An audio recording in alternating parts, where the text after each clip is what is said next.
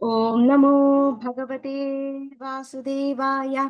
ദശകം ഏഴ് ശ്ലോകം 3. കഹ അസൗ മാം അവദത് പുമാൻ ഇതി ജലാപൂർണേ ജഗന്മണ്ഡലേ ദിക്ഷു ഉദ്വീക്ഷ്യ കിം അപി അനിക്ഷീതവത വാക്യാർത്ഥം ഉത്പശ്യത ദിവ്യം വർഷസഹസ്രം ആതതപസത്തേന ത്വം ആരാധിതഃ തസ്മൈ ദർശിതവാൻ അസി സ്വനിലയം വൈകുണ്ഠം ഏകാദ്ഭുതം.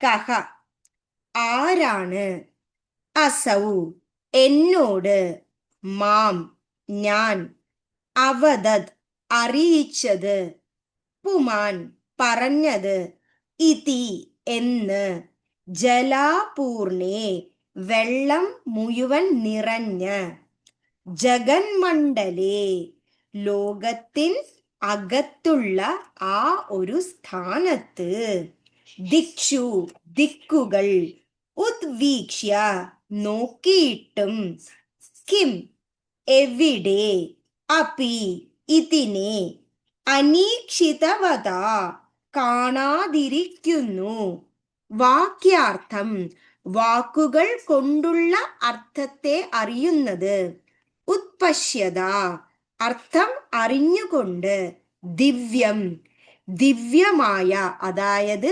360 വർഷം, വർഷസഹസ്രം അതായത് 1000 വർഷം, ആത്ത തപസ തപസ് ചെയ്തുകൊണ്ട്, തേന ആ ബ്രഹ്മാവിനാൽ, ത്വം ഭഗവാൻ, ആരാധിതഃ സേവിക്കപ്പെട്ടു, തസ്മൈ ആ ബ്രഹ്മാവിനെ, ദർശിതവാൻ കാണിച്ചു കൊടുത്തു, അസി അപ്പോൾ, സ്വനിലയം സ്വന്തം സ്ഥാനം, വൈകുണ്ഠം വൈകുണ്ഠത്തെ, ഏകാദ്ഭുതം അത്യദ്ഭുതം.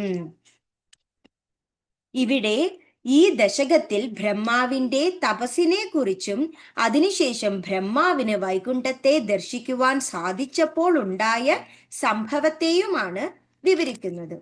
ഈ ശ്ലോകത്തിൽ ആ ബ്രഹ്മാവ് എവിടെ നിന്നാണ് ആ ഒരു ശബ്ദം കേൾക്കുന്നതെന്ന് അവിടെ എല്ലാ സ്ഥലത്തും നോക്കിക്കണ്ടു. എന്നാൽ ആരാണ് എന്നോട് ഈ വിധം തപാ തപാ എന്ന് അറിയിച്ചത് എന്നിങ്ങനെ ആലോചിച്ചു നിന്നപ്പോൾ എല്ലാ സ്ഥലത്തും ജലം മാത്രമായി നിറഞ്ഞു നിൽക്കുന്നതാണ് കണ്ടത്.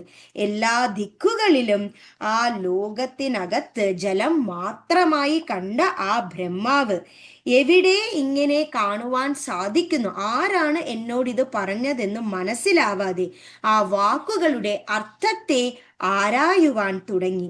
അങ്ങനെ ആ ബ്രഹ്മാവ് 360 വർഷം, അതായത് ആ ഒരു ദിവ്യ കാലത്തിന് 1000 വർഷം കണക്ക് വരുന്ന അത്രയും സമയം തപസ് ചെയ്യുവാൻ തുടങ്ങി.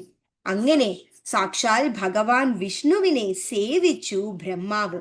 അങ്ങനെ തപസ് ചെയ്ത ബ്രഹ്മാവിന് വിഷ്ണു ഭഗവാൻ സ്വന്തം സ്ഥാനമായ വൈകുണ്ഠത്തെ, അദ്ഭുതമായ വൈകുണ്ഠത്തെ ദർശിക്കുവാൻ ഒരു അവസരം കൊടുത്തു.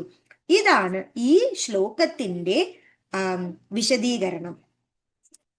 കോസൗ മാമവത് പുമാനിതി ജലാപൂർണേ ജഗന്മണ്ഡലേ ദിക്ഷുദ്വീക്ഷ്യ കിമപ്യനിക്ഷീതവതാ വാക്യാർത്ഥമുത്പശ്യത ദിവ്യം വർഷസഹസ്രമാതതപസാ തേന ത്വമാരാധിതഃ തസ്മൈ ദർശിതവാനസി സ്വനിലയം വൈകുണ്ഠമേകാദ്ഭുതം. സർവത്ര ഗോവിന്ദ നാമ സങ്കീർത്തനം. ഗോവിന്ദ ഗോവിന്ദ. ഓം നമോ ഭഗവതേ വാസുദേവായ.